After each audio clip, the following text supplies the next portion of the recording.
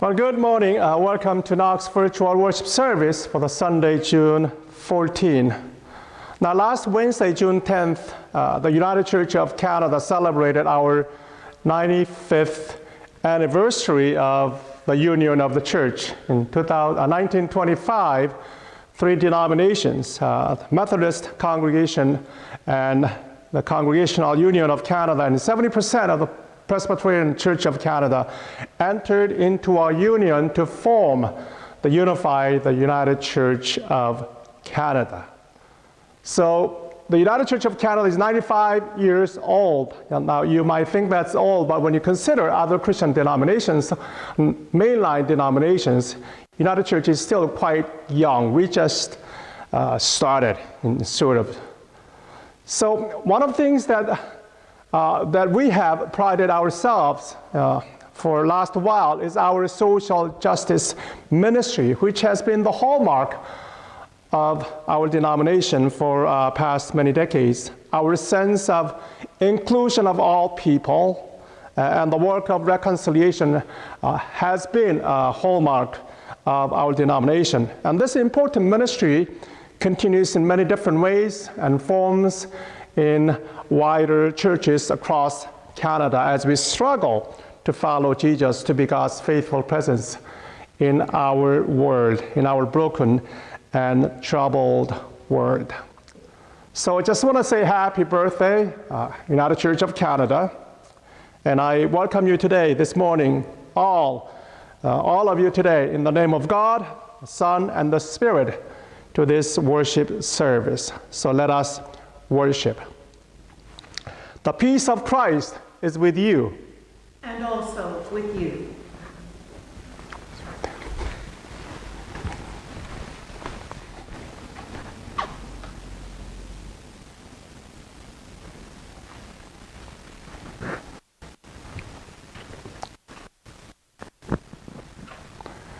So we light the Christ candle. The light shines in the world. The light of God's Son, Jesus Christ, shines in the world to bring peace, hope, and love to all.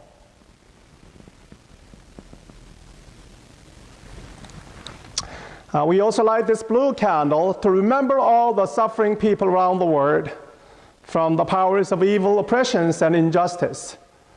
And as we light this candle, we also remind ourselves that as the people of God, as Church of Jesus Christ, we are called to be the light and the salt of this world, to reconcile and unite people with the love and peace of God in Jesus Christ.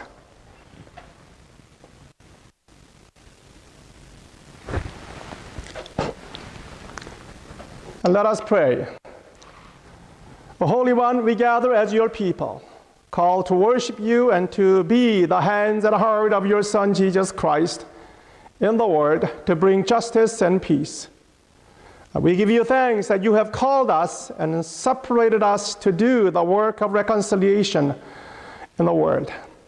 As we worship, we ask that you will fill us once again with your Spirit, the Spirit of truth and love, the Spirit of justice and reconciliation, to go out and to be the light and salt in the world, to be a faithful presence in the world. For you are faithful to us. In your Son's name, amen. And let us sing, Great is thy faithfulness.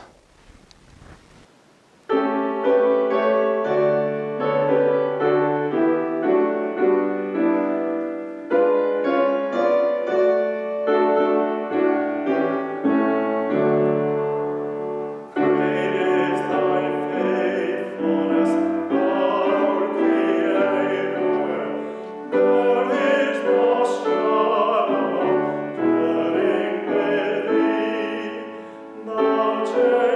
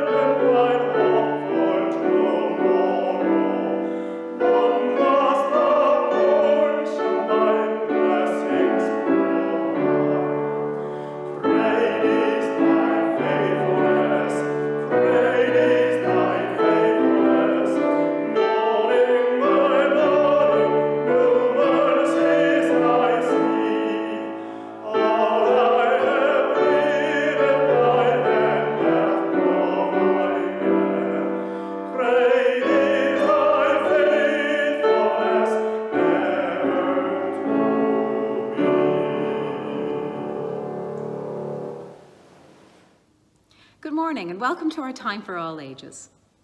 Over the past few weeks, we've been talking a lot about our hands and our voices and all of the different ways they can be used to help others. But first, we had to learn how to use them ourselves, which means someone had to teach us.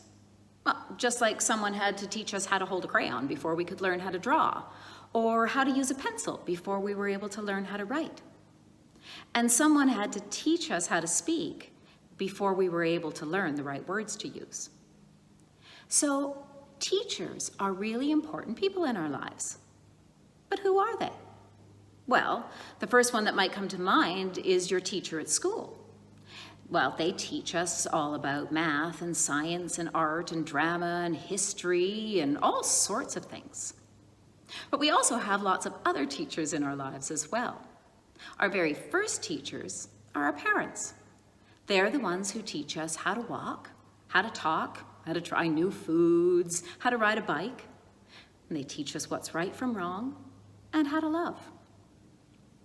We actually learn from our parents every single day, even when we're not even aware that we're learning, because we learn by watching what they do, by listening to what they say, and by copying their actions. Grandparents are also teachers. They can teach us new skills. They can teach us all about our family history, all sorts of things. Well, remember, your grandparents are actually your parents' parents. So the things that your mom and dad are teaching you now are things that your grandparents taught to your mom and dad. But what about children? Did you know that children are teachers too? Well, some of the most important lessons I've ever learned have come from the children that I work with. You see, adults sometimes get so used to doing things a certain way that it's hard for them to change. Well, maybe that's because we learned how to do things from our parents, who learned how to do things from their parents, who learned how to do things from their parents, and so on and so on. So we're all just kind of used to doing things in a certain way, and it's become comfortable. But the world is changing and growing. So we need to be able to keep learning so we can change and grow right along with it. And children are really great at helping us do that because they like to ask the question, why? Why are we doing things a certain way? Why are we saying the things we're saying? Why can't things be different? All really good questions, and ones that make us think. Well, that's what Jesus did as well. He saw things that had been done the same way for ages and ages, and he asked why. He saw people being treated differently because of their heritage, the language they spoke, or the color of their skin, and he asked why. And he saw people keeping things all for themselves and not sharing with others, and he asked why. Why are you doing that? And then he showed us a new and better way to live in the world. Like caring for everyone, no matter what. Like sharing what we have with others and treating everyone with love and respect. Well, and a lot of people learned those lessons from Jesus and went out and passed them along to others. But over time, some of those lessons have been forgotten. Now, have you ever had to write a test and thought you knew all of the information, and then you realized you forgot something really important? Well, that happens a lot in life, too. We're taught so many things that it's hard to remember some of the really important things. So, it's up to us to keep learning and to keep teaching and reminding ourselves and others about the really important lessons that Jesus taught us. There are some really big things happening in the world right now, and there are a lot of adults and children asking the question, why? Why are we doing things when there are better, kinder, and more loving ways to live? What do you think Jesus would say? I think he would want all of us to join in and ask the question, why? And then I think he'd want us to become teachers so we can help the world learn better, more loving ways to live together.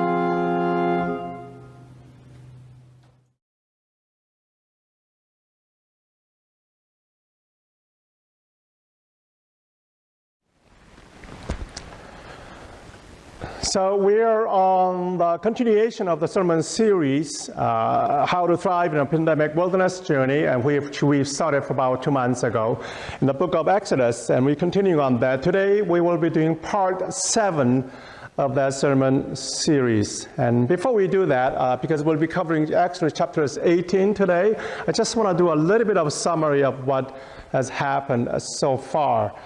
Now, the Israelites are in the wilderness of Rephidim right now. Now, it's been several months since they have left Egypt, and they've crossed the Red Sea and have entered the wilderness desert and have been tested in the wilderness and for a while, and have experienced God's protection and providence, and have traveled more and just defeated the Amalekites, the desert warriors who waged battle against Israelites.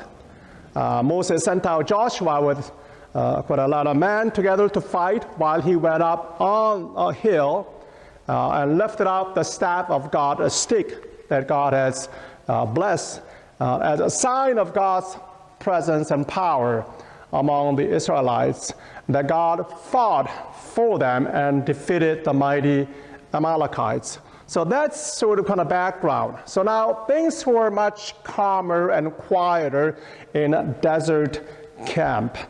Now, except that Moses was very busy attending to many daily affairs of his people, and this is what sort of happened in the midst of his busy life at the camp. So I'll be kind of paraphrasing chapter 18 this morning.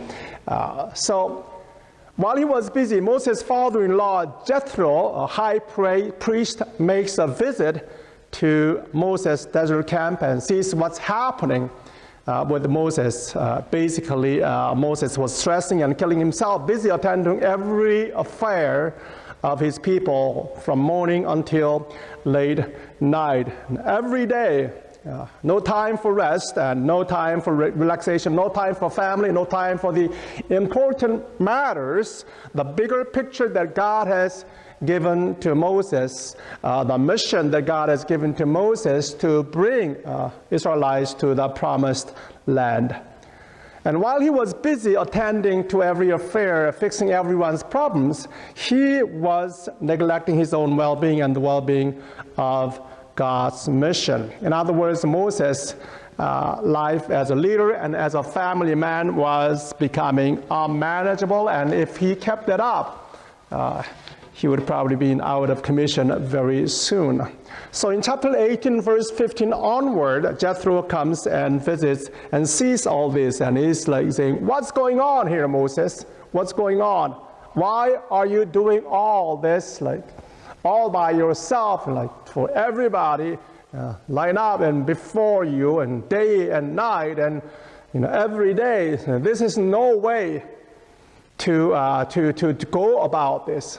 You will burn out soon, and the people will burn out very soon.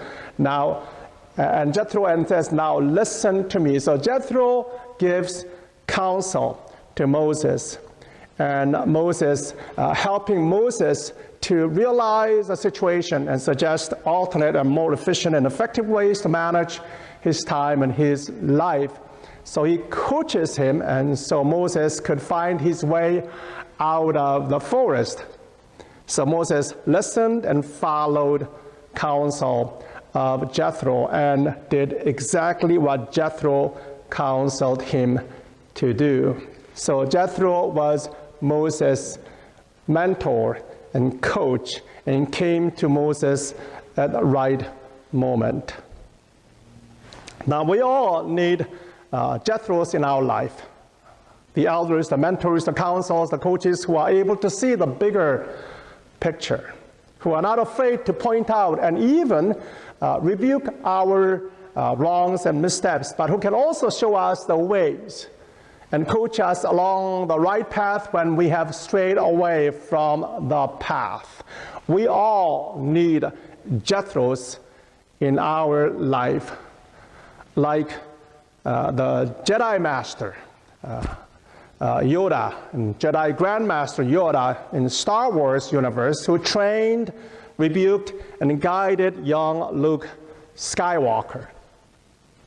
Now, there's a parallel similarities between Jethro and Jedi Grandmaster Yoda in Star Wars movie. I just want to briefly just go in there and just do some similarity and just do some explanation.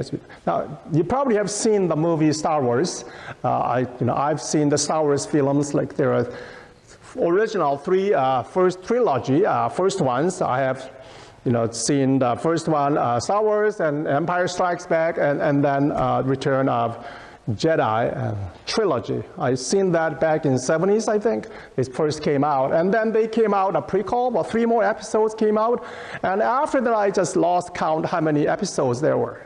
It's a really confusing storyline and many, many episodes, and all the other things were happening. So I lost count on that. I know that people out there who are super fans of Star Wars, like Kevin Wong, who's over here, and who can tell me all the episodes and storyline and all that, and well, that's good. But so anyway, in the Star Wars universe, there are 2 forces: the evil force led by Darth Vader, Dark Father, and the good force led by the Council of Jedi Masters, the protector and keeper of peace and justice in the Star Wars universe. Now, in the second movie, The Empire Strikes Back, we see the main character, Luke Skywalker, the prince of the rebels. The good force is in a grave danger, being chased by dark force Darth Vader, and ended up in a remote place planet. And there he meets Yoda, a Jedi Grand Master. And there, under the tutelage of Yoda, Luke Skywalker learns the skills to fight and embrace the ways of the Force, and later able to confront the dark force as a Jedi Master himself. Now, in our society, we need a good trainer like Jedi Master Yoda, who could welcome and train the young men and women who need someone to take them in and train them the skills and ways of life. As you know, Jethro was Moses' sort of Jedi master who trained and rebuked and coached him in his life. Jethro knew Moses from early on as his father-in-law, as his trainer, first of all. Like 40 years earlier, when Moses ended up in the desert at the well, where Jethro camped, Jethro took him in and fed him and made him his son-in-law and taught him the ways of desert, taught him how to take care of sheep, but also groomed him to be a good leader. And after 40 years in the desert, when the time came, Jethro kicked him out of his camp, because Jethro knew that God had a dream and a mission for Moses. to lead people out of Egypt, and Moses was getting too comfortable. So Jethro was sort of kind of kicked him out of his comfort zone, out of his camp, and to be his way on his mission. And now, now Moses has accomplished great feat, leading the Israelites out of Egypt into the desert. After becoming a great leader, he comes along and counsels Moses once again to be a better leader and coach and mentor. We need, in our society, in our community, we need a good trainer like Jethro, like Jedi Master, who could welcome and train the young men and women who need someone to take them in and train them the skills and ways of life. Because there are many confused and lost young people out there without anyone to embrace and train them in the ways of life. Now, when I first arrived in Canada as a teenager, I was in total confusion and kind of lost. Everything was new and different. I had to adapt to new culture, new language, and new values, and new way of life, and very confusing and very challenging time as a teenager. I was one of only 4 Asian kids attending high schools and among 800 white kids. I stuck out everywhere I went, and I didn't like that. Because I didn't know how to deal with the unwanted attention and stares. A very confusing time, torn between 2 cultures and 2 languages and 2 identities, and didn't deal really well. Now, when I look back, I was one scared and timid young man, not sure of myself, and carried this sort of kind of inferior complex, this low self-esteem, and in my teens and 20-something. I still carry that. Scars inside, and once in a while, the memories comes back, and then it still haunts me.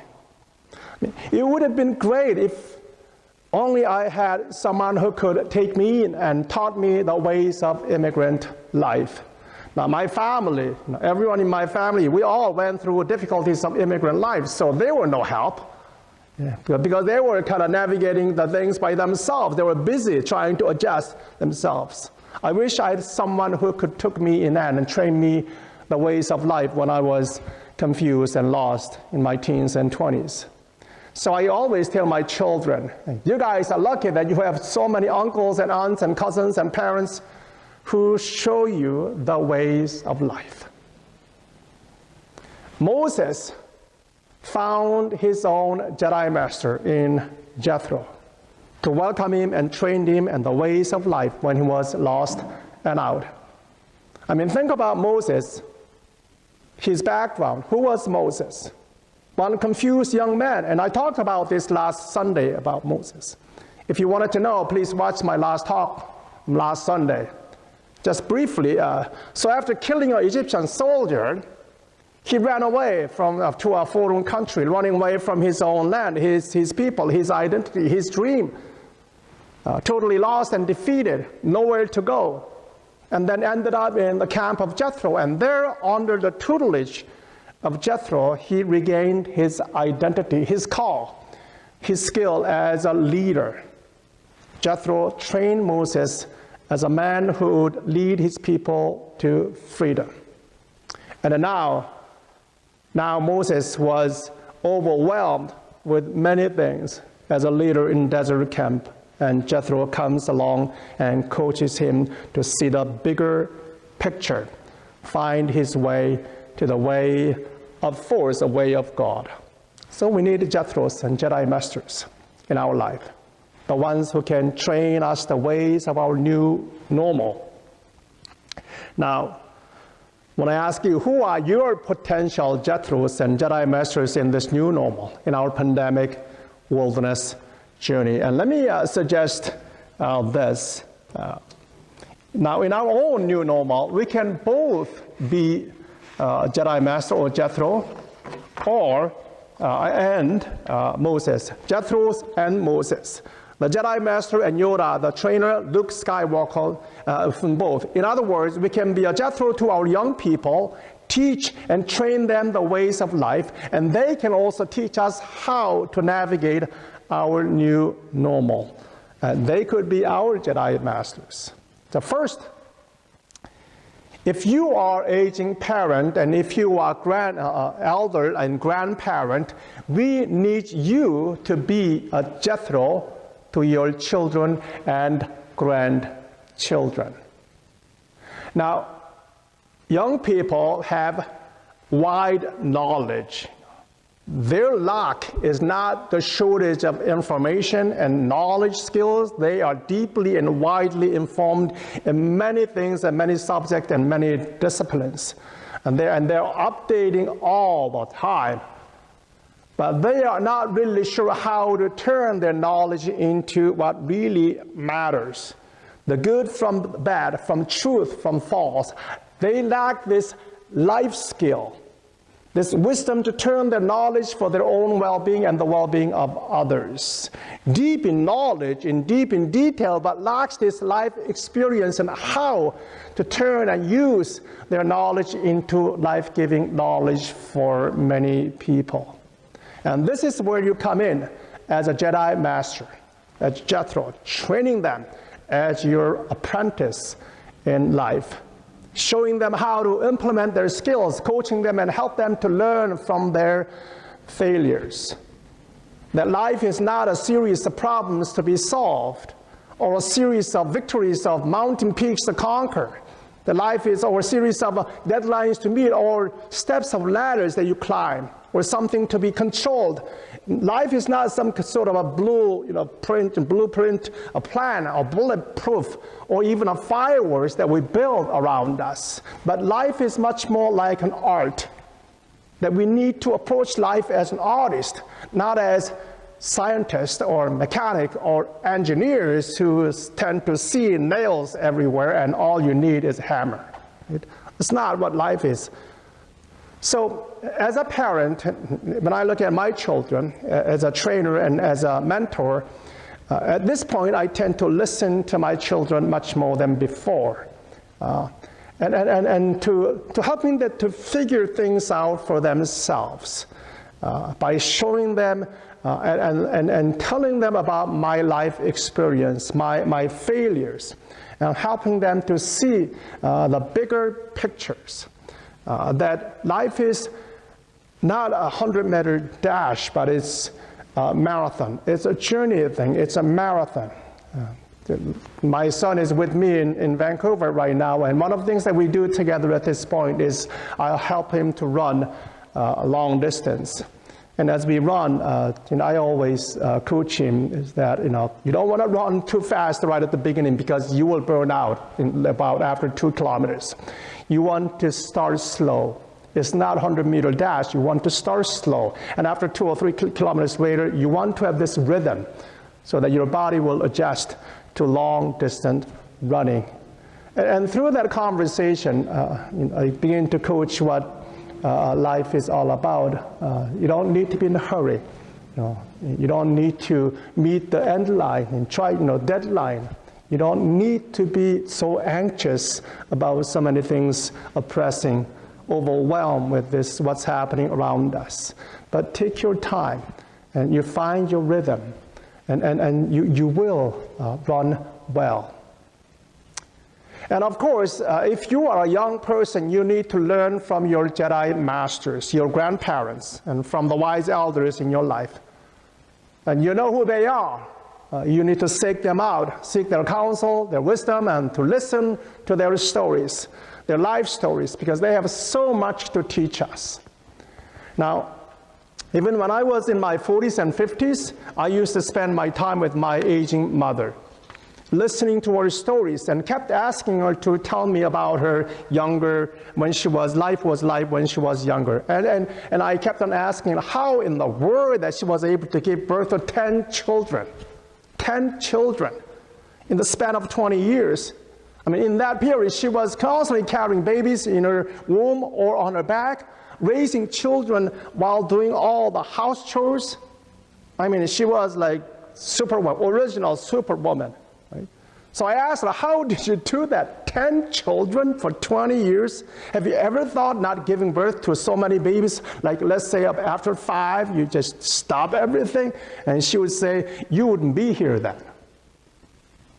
And I said, oh, that's right. You see, I'm the second last child of 10 children. And I said, thank you, Mom. You didn't stop after fifth child. So young people, you need to spend your time with your grandparents or aging parents or wise elders around you for their life wisdom, for their faith stories. You have so much to learn from your Jedi Master. They are your Jedi Masters and your Jethros. And secondly, if you are a grandparent or senior or 60 years or over, you need to learn from your young people how to thrive in this new normal. All the experts and leaders of big corporations, church circles, and in almost every circle are saying that the world we are living in, that we are confronting, and now and after lockdown, we will be so much different than the world we were before. The world after the lockdown will be unfriendly and unforgiving and foreign to many who thrived before the COVID-19, especially those who are my age group and over, for those who are having difficulties in dealing with the technologies, having difficulties navigating our cyberspace world, because much of our day-to-day activities and interactions will be online. Our social, our business, our education, our sports, our arts and leisure, and even religious engagement will mostly be online. And I spoke about this before, about how we are moving from analog to digital world, and it's happening already. In the last 3 months, church's entire ministry has moved to online digital world, to cyberspace. From worship to fellowship to our ministries, like over 90% of church ministries are happening through a new ministry platform, through either website or social media like Facebook or Zoom. I mean, all of this. Digital revolution has happened already, and it's just beginning, and it's becoming bigger and bigger. So what does that mean for all of us, most of us who are 60 and over, including myself, who are not as technologically adept, not used to this digital and cyber era? Well, we need Jedi Masters like our grandchildren to teach us and rebuke us and coach us how to navigate our new normal.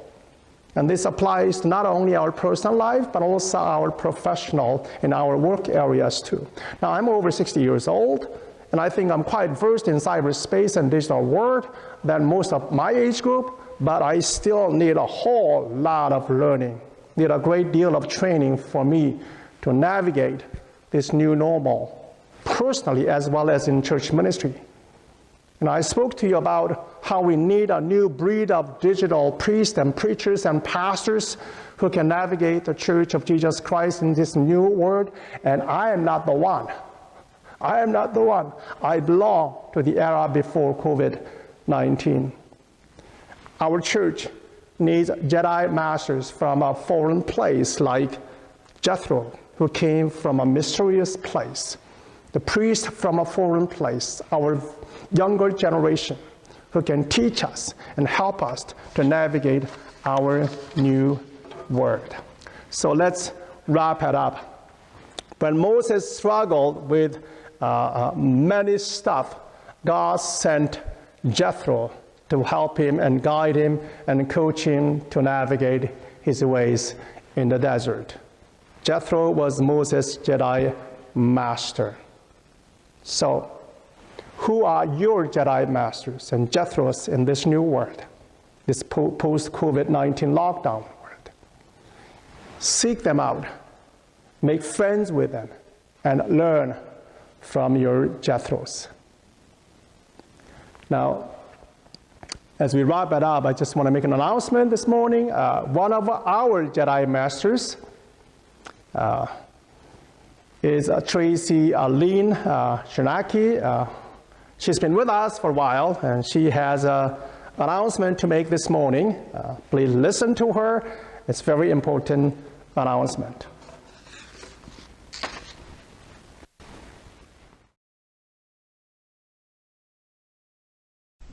Hello, I wanted to give you a quick update about our newest section on the Knox website called Instrumental Measures. Instrumental Measures is a virtual series based on furthering our taste, knowledge, and passion for music. We're working with professional musicians to curate video performances, written essays, opinion pieces, audio clips, and other formats to bring you a variety of specially curated music, expertise, and performance. We're really excited to pair these excellent performer highlights with community partners. We're working to reach out into our local neighborhood and elevate our hardworking businesses and thank them for the work they've been doing by providing essential services or spreading joy. Make sure you keep an eye on the Instrumental Measures Father's Day weekend for a performer's highlight and a talkback session afterwards.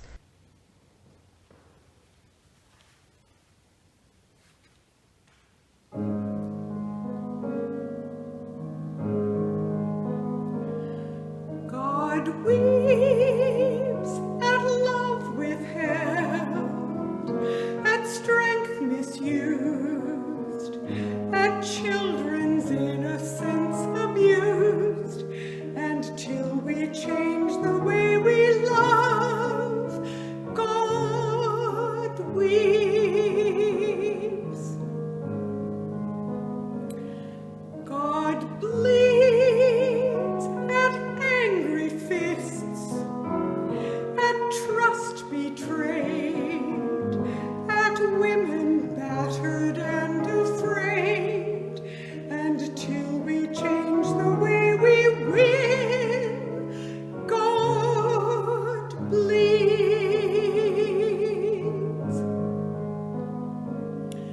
God cries at hungry mouths, at running sores, at creatures dying without cause, and till we change the way we care, God cries.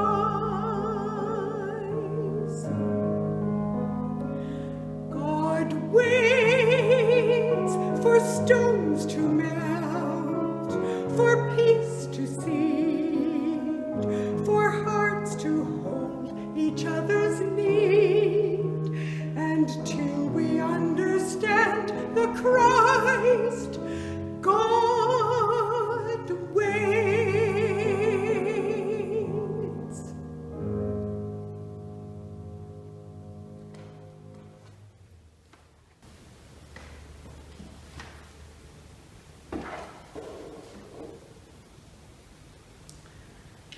Will you pray with me?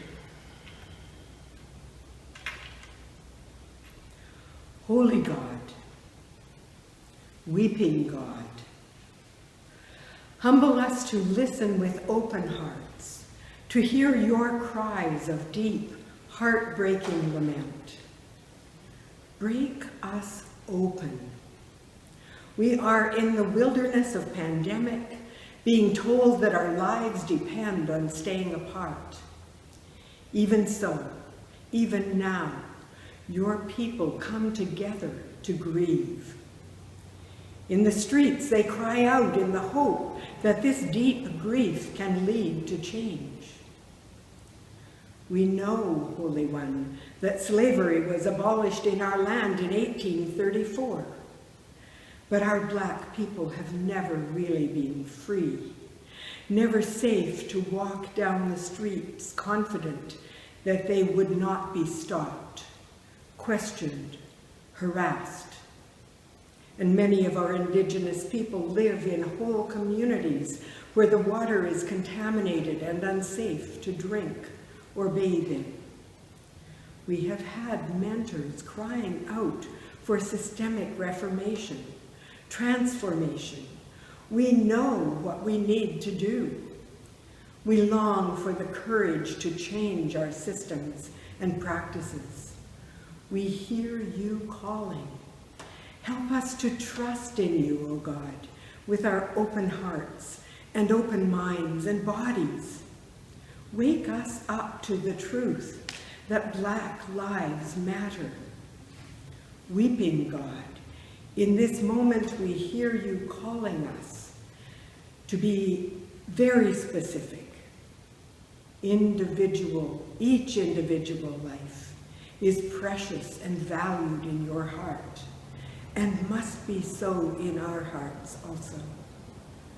Black lives and Indigenous lives matter. The mentors we need are rising up in the wilderness of our streets, Holy God, telling us the time to move into the promised land is now. Open our eyes and our ears to recognize their truth-telling. Give us the courage to hear and be transformed by the voices of love and anger as they invite us to overturn our systemic tables. Take us out of our heads so we can listen and hear with our hearts, broken open by George Floyd's cry, "I can't breathe." We ache with the knowledge that his life has been the norm, not just out there across the border, but right here in our country. Have our hearts finally been broken open? Holy God, change those of us born into privilege deeply and profoundly, that we change how we raise our children, how we choose our leaders, how we organize our systems. Mentor us in your humble way, Holy God. May this time of deep anger and grief be a time of deep listening that moves us into actions that will lead to systemic change. We pray in the name of Christ. And now we say together the prayer of Christians in every generation. Our Father, who art in heaven, hallowed be thy name. Thy kingdom come, thy will be done on earth as it is in heaven.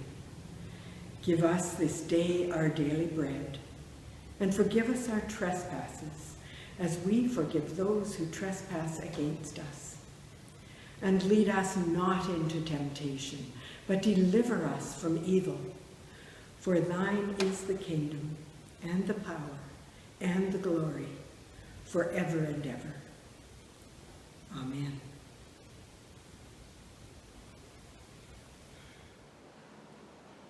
So let's sing Spirit Open My Heart.